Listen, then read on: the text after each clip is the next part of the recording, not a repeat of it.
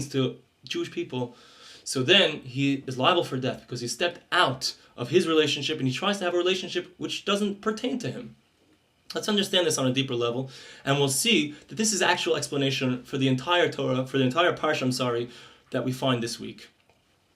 We saw that the first thing that we said, the first question that we asked, was why is it that the Levites, the Leviim, they have a different counting. They're counted separately from the entire Jewish people.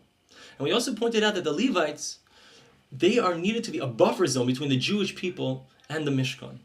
And what this really means is that besides for the fact that you see that there's a relationship between a non-Jew and God, and the Jewish people and God, it's a different type of relationship. Besides for that, even within the Jewish people themselves, there are different levels of relationships. You have the Jewish people as a whole, but you also have a very special part of the Jewish people. They're called the Leviim. Those Levites, they have a more sanctified relationship with Hashem. They're the ones that are involved with the Sheres HaKodesh. They're performing the special things that are necessary for the Mishkan, for the sanctuary. Now, when they perform that, so they are the ones, and they only are the ones who can perform that specific service. Now, that's the Leviim.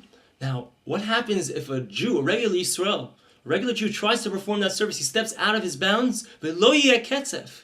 God is saying the Levites have to take their place, they need to perform their service, so that there's not an anger on the rest of the Jewish people. If the Jewish people maintain their level, their relationship with God, all is well. But if they try to step over their bounds into a different area, they're in trouble. Now what's amazing here is not only is it true in regards to the Levites and the Jewish people, but even within the Levites themselves, and even within the special area, the special family of Kehas, they're the ones who are carrying the most holy of all of the kelim, of all of the different parts of the sanctuary. Nevertheless, they couldn't overstep their bounds either. And in fact, it was only Aaron and his sons who could actually look at the Aron HaKodesh, the holy ark. Only they could be the ones to pack it up. And if the Leviim themselves who were going to carry it, they were so exalted that they could carry it. But if they would look at it in an improper time, they would also lose their lives. They would step out of their bounds, out of their relationship. They would run into a great difficulty.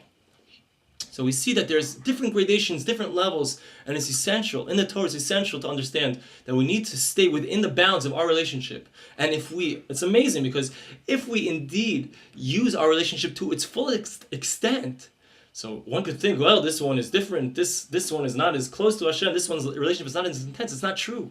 What you see is from the statement of the Gemara in Sanhedrin that a non-Jew who is careful to fulfill his relationship to the greatest extent possible, he looks and he learns the 7 mitzvahs, the 7 Noachai laws, so then he's like a Kohen Gadol, he's like the high priest who's able to enter into the Holy of Holies, and he's able to access indeed the Aron HaKodesh, which no one else can even look at. So a person focuses in on his relationship and tries to maximize his relationship with God to the best extent, to the greatest extent that's possible. So then such a person indeed is equivalent to the Holy of Holies, to the high priest that enters into the Holy of Holies. Now, there's another aspect here that's extremely important to understand, and this will help us understand another dimension of this very idea. And that has to do with another medrash that on the surface seems a little bit difficult to understand, but when we understand it deeply, it really changes the whole picture here. And that is as follows. There's a medrash that says that why is it that the Torah says that the Hashem speaks to Moshe in the Bimidbar, in the wilderness? What's the significance of the fact that God speaks to Moshe in the wilderness? And the medrash says a mashal, gives us an analogy. There was once a king, actually a prince, and this prince comes into his Medina, into one of the great towns in his country.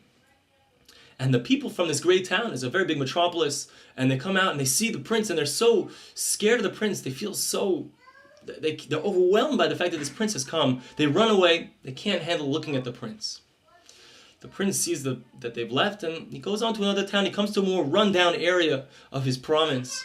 And in this rundown area, so the people see the prince, they're not at all threatened by the prince. They see the prince, and they come out to greet the prince, and they praise the prince.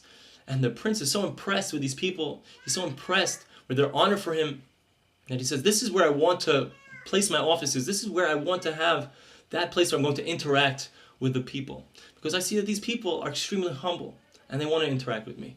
Says the Medrash, it's the same thing with Hashem.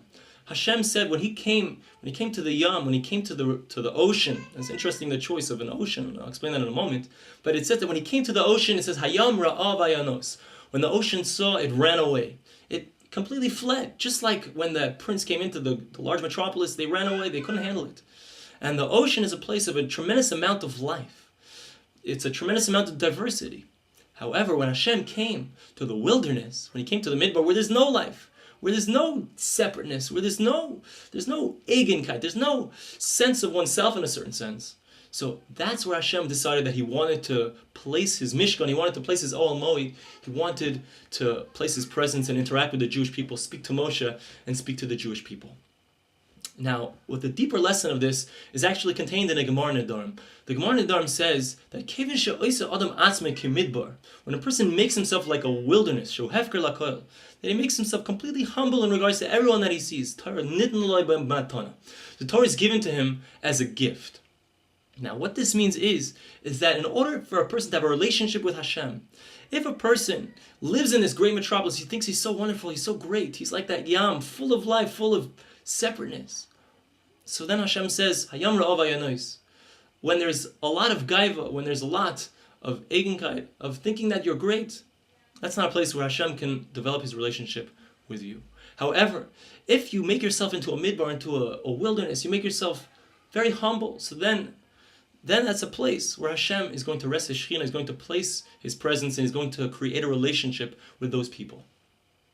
Now, what this teaches us is that the greater the intensity of a relationship, and this is something that we can see in our own lives, but the greater the intensity of a relationship, the greater the necessity for humility. For example, if a person has a coworker and he has a relationship with that coworker, it doesn't involve a great amount of self-sacrifice in that relationship. It's not such a big deal to be a good coworker, to be a good friend. However, to be a good husband or a good spouse or a good parent, it's a much more intense relationship. And because of the intensity of the relationship, it requires a much greater level of humility. And that's what we see. When Hashem is coming down to rest his Shekhinah in the world, when he's coming down to place his divine presence upon the world, upon the Jewish people, it has to be specifically in a wilderness, in a place where there's no separateness, where there's only humility. There's no gaiva, there's no pride. That's the place where Hashem is going to create the most intense relationship with the Jewish people. And that's also true in regards to all of these different gradations, these different levels.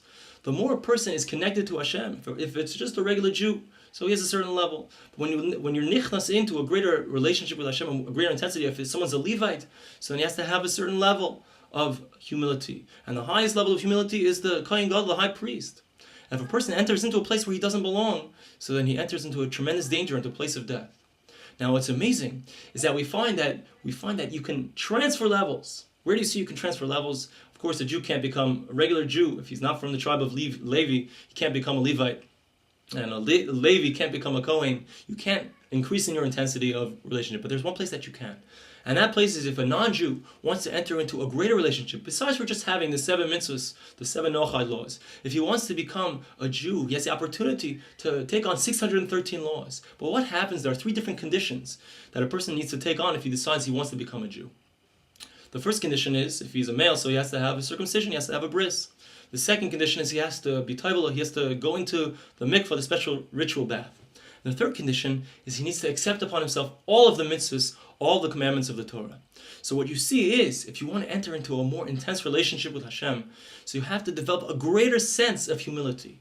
And this is something that we see with our relationship with Hashem. The greater our sense of humility, the greater the intensity of our relationship with Hashem.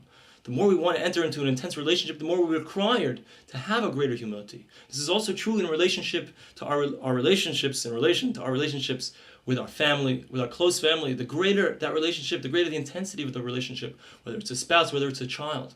It's necessary to have a greater level of humility, to lower our own egos, to lower our own pride, in order to really enter into a relationship with that individual. I want to bless you and me and all of us. Hashem should help us to always be able to have the humility that's necessary in order to enter into that relationship with Him. Thank you so much for listening. Have a wonderful Shabbos.